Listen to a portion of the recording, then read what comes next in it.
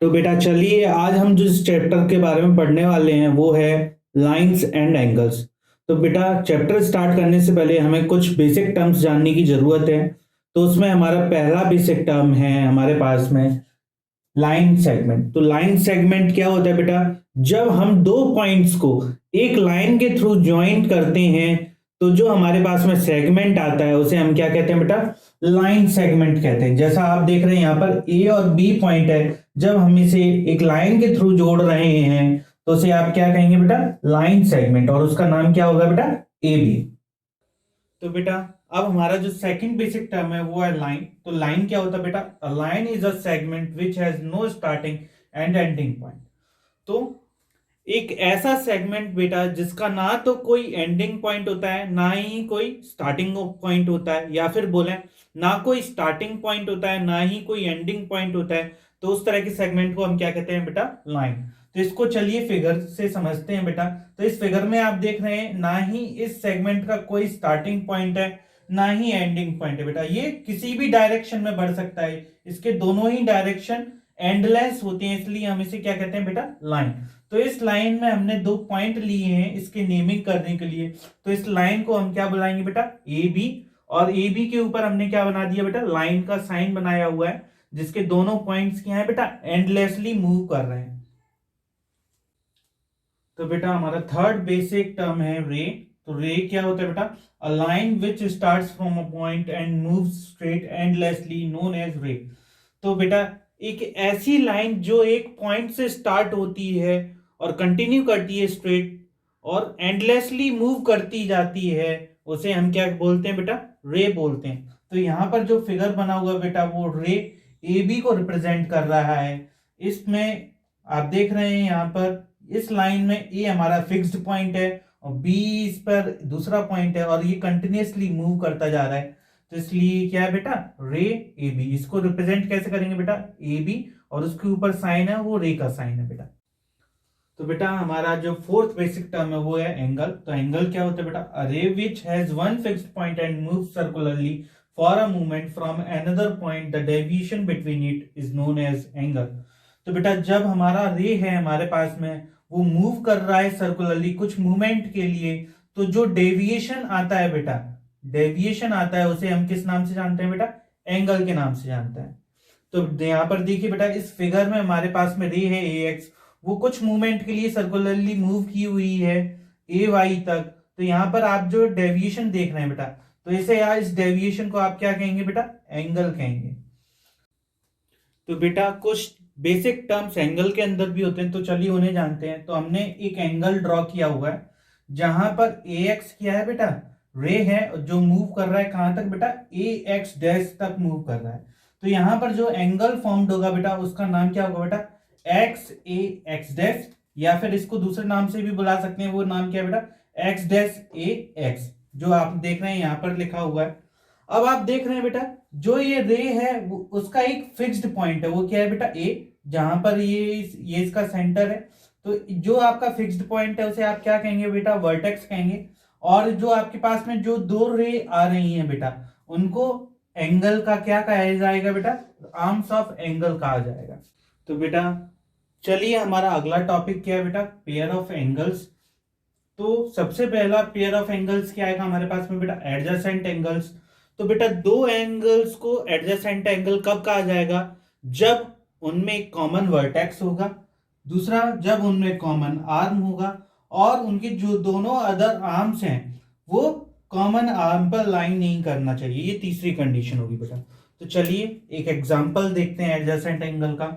मान लीजिए आपके पास में दो एंगल्स हैं कुछ इस तरह से।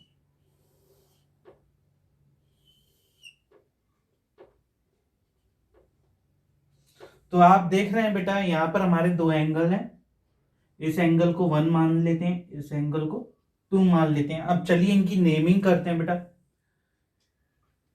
ये x पॉइंट है बेटा, ये आपके पास में y पॉइंट है, और ये आपके पास में z पॉइंट है, और ये जो कॉमन पॉइंट है उसे o नाम देते हैं। तो यहां पर आप देख रहे हैं यहाँ पर एक कॉमन वर्टेक्स है आपके पास में, वो क्या है बेटा? o।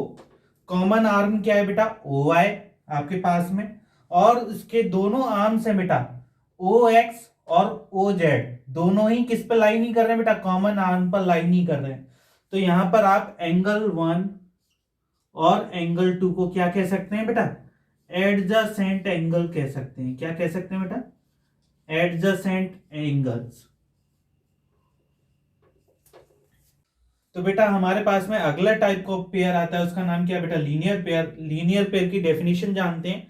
If the outer arms of an adjacent angle are in a straight line then this type of pair is known as linear pair. इसका मतलब क्या हुआ बेटा, जब हमारे पास में एडजेसेंट एंगल होते हैं और उनके जो आउटर आर्म्स हैं जब वो मिलकर एक स्ट्रेट लाइन फॉर्म करते हैं, तो इस तरह का जो पेयर ऑफ एंगल्स होता है उसको हम किस नाम से जानते हैं बेटा, लीनियर पेयर के नाम से जानते हैं।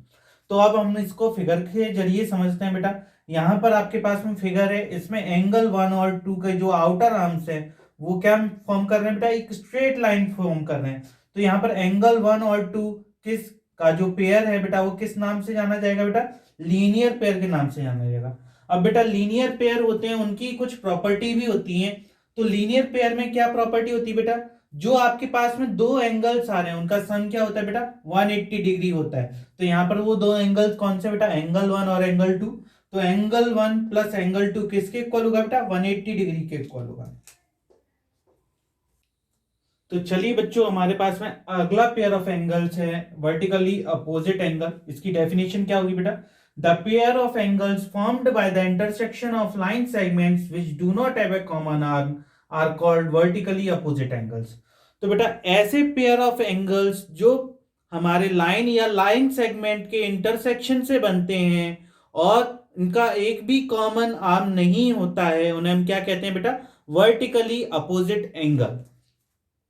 तो बेटा यहां पर दो लाइंस हैं, तो उनके इंटरसेक्शन से हमारे पास में एंगल 1 3 2 4 फॉर्म्ड हो रहे हैं। तो बेटा आप देखेंगे कि अपोजिट एंगल्स कौन कौन से हैं वर्टेक्स में, तो देखेंगे एंगल 1 और 2 एक दूसरे के अपोजिट है, एंगल 3 और 4 एक दूसरे के अपोजिट है।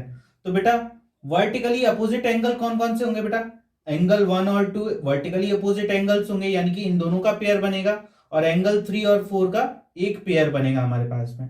तो बेटा यहां पर एक प्रॉपर्टी भी हमारी आती है इसके अंदर कि जो वर्टिकली अपोजिट एंगल का पेयर होता है इनमें जो दो एंगल्स होते हैं वो एक दूसरे के इक्वल होते हैं। तो यहाँ पर एंगल 1 और 2 इक्वल होंगे बेटा, जो कि यहाँ लिखा हुआ है, और एंगल 3 और 4 भी इक्वल होंगे, जो एंड में मैंने यहां पर भी लिखा हुआ है। तो चलिए बच्चों हमारा अगला पेयर ऑफ एंगल्स है कॉम्प्लीमेंट्री एंगल्स। इसकी डेफिनेशन क्या होगी चलिए देखते हैं बेटा। If the sum of two angles are 90 degree then they are known as complementary angles. इसका मतलब क्या हुआ बेटा, अगर हमारे दो एंगल्स का सम 90 डिग्री होता है तो हम उन्हें क्या कहते हैं, कॉम्प्लीमेंट्री एंगल्स कहते हैं। तो इसको समझने के लिए मैंने एक एग्जांपल लिया हुआ है। एग्जाम्पल में क्या है बेटा, एंगल 1 इक्वल टू 40 डिग्री है, एंगल 2 इक्वल टू 50 डिग्री है। तो हम ये चेक करते हैं कि क्या ये हमारे कॉम्प्लीमेंट्री एंगल्स हैं। तो उसके लिए यहाँ पर एक कंडीशन मैंने लगाई हुई है, वो क्या है बेटा, angle 1 plus angle 2 equal to 90 degree. अगर एंगल 1 और 2 हमारे कॉम्प्लीमेंट्री एंगल्स हैं तो किसके इक्वल होंगे बेटा, 90 डिग्री के इक्वल होंगे।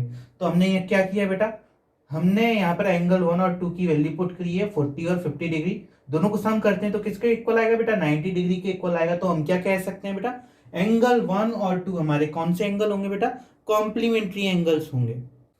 तो चलिए बच्चों हमारा अगला पेयर ऑफ एंगल्स है सप्लीमेंट्री एंगल्स। इसकी डेफिनेशन क्या होगी बेटा, if the sum of two angles is 180 degree then they are known as supplementary angles. इसका मतलब क्या है बेटा, हमारे दो एंगल्स का सम जब 180 डिग्री होगा तब हम उन्हें क्या कहेंगे बेटा, सप्लीमेंट्री एंगल्स कहेंगे। तो यहां पर हमारे इस डेफिनेशन के अंदर दो केसेस बनते हैं बेटा। आपके पास में कितने केसेस आएंगे, 2 केसेस। तो पहला केस क्या होगा बेटा, जब हमारे दोनों एंगल्स एक ही लाइन पर बन रहे होंगे तो वो हमारा फर्स्ट केस होगा बेटा। तो यहां पर हमारे दो एंगल्स बन रहे हैं, एंगल 1 इक्वल टू 70 डिग्री है और एंगल 2 इक्वल टू 110 डिग्री है बेटा। तो ये दोनों एंगल सप्लीमेंट्री कब होंगे बेटा, जब इनका सम 180 डिग्री होगा। तो एंगल 1 इक्वल टू हमने 70 डिग्री लिया है, एंगल 2 इक्वल टू 110 डिग्री लिया है, दोनों का सम करके देखेंगे तो कितना है बेटा, 180 डिग्री, यानी कि ये हमारा कंडीशन सेटिस्फाई कर रहा है। तो बेटा अब हम दूसरे केस की तरफ बढ़ रहे हैं। दूसरे केस में क्या है बेटा, हमारे दोनों ही एंगल्स एक ही लाइन पर लाई नहीं कर रहे होंगे बेटा। तो इस कंडीशन में क्या होगा देखते हैं बेटा। यहाँ पर आप देख रहे हैं हमारे पास में एंगल ए ओ बी है, वो किसके इक्वल है बेटा, 110 डिग्री के इक्वल। और दूसरा एंगल NOM है या फिर बोले MON, वो किसके इक्वल है बेटा? 70 डिग्री के इक्वल है। तो बेटा ये दोनों एंगल सप्लीमेंट्री एंगल्स कब होंगे? जब दोनों का सम कितना होगा बेटा? 180 डिग्री। तो आप सम करके देखेंगे तो किसके इक्वल आएगा बेटा? 180 के इक्वल आएगा। तो इसलिए हम दोनों ही एंगल्स को क्या कहेंगे बेटा? सप्लीमेंट्री एंगल्स बोलेंगे। तो चलिए बच्चों, अब हम अगले टॉपिक की तरफ बढ़ते हैं। अगला टॉपिक क्या है बेटा? Angles at a point. तो बेटा जब हम बोलें कि एक ही पॉइंट से हमारे कई सारे एंगल बने, या फिर बोले हम कॉमन वर्टेक्स से आपके कई सारे एंगल्स बने, तो उन सभी एंगल्स का सम कितना होता है बेटा? 360 डिग्री होता है। जैसा कि आप यहाँ पर देख रहे हैं, हमारे पास में कॉमन वर्टेक्स क्या है बेटा? O।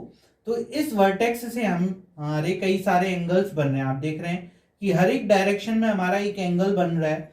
तो यहाँ पर क्या होगा बेटा? Angle 1, angle 2, angle 3, angle 4, angle 5, angle 6। इन सभी एंगल्स का सम कितना होगा बेटा? 360 डिग्री होगा। ऐसा कब होगा बेटा? जब हमारे एंगल्स एक लाइन से स्टार्ट हो रहे हो बेटा और उसी लाइन पर आकर खत्म हो रहे हो, तो हम क्या बोलेंगे बेटा? उन सभी एंगल्स का सम कितना होगा? 360 डिग्री होगा। तो देखिए कैसे लिखेंगे हम इसे। एंगल 1 प्लस, तो सबसे पहले एंगल 1 समझते हैं क्या है बेटा? एंगल BOA या फिर बोले AOB, ये हो गया हमारा एंगल 1। अब एंगल 2 की तरफ बढ़ते हैं बेटा। एंगल 2 क्या होगा? BOC या फिर बोले COB। तो ये क्या हो गया बेटा? एंगल 2 हो गया। अब एंगल 3 की तरफ बढ़ते हैं बेटा। COD या फिर बोले DOC, ये किसके इक्वल होगा बेटा? एंगल 3 के इक्वल होगा। अब हम एंगल 4 की तरफ बढ़ते हैं। DOE या बोले इसे EOD, वो क्या होगा? एंगल 4 होगा बेटा हमारा। एंगल 4 हो गया। अब एंगल 5 की तरफ बढ़ते हैं बेटा। EOF या बोले FOE, तो वो किसके इक्वल होगा बेटा? एंगल 5 के इक्वल होगा बेटा। अब किसकी तरफ बढ़ते हैं बेटा? अगले एंगल की तरफ बढ़ते हैं। FOA या फिर बोले AOF, किसके इक्वल होगा बेटा? एंगल 6 के इक्वल होगा। तो आप देख रहे थे हमारा एंगल ए यानी कि OA हमारा लाइन से स्टार्ट हो रहा था और खत्म भी किस पे हो रहा है बेटा? OA पर खत्म हो रहा है। तो इसलिए सभी एंगल्स का सम किसके इक्वल होगा बेटा? 360 डिग्री के इक्वल होगा। किसके इक्वल होगा बेटा? 360 डिग्री के इक्वल होगा। That's it.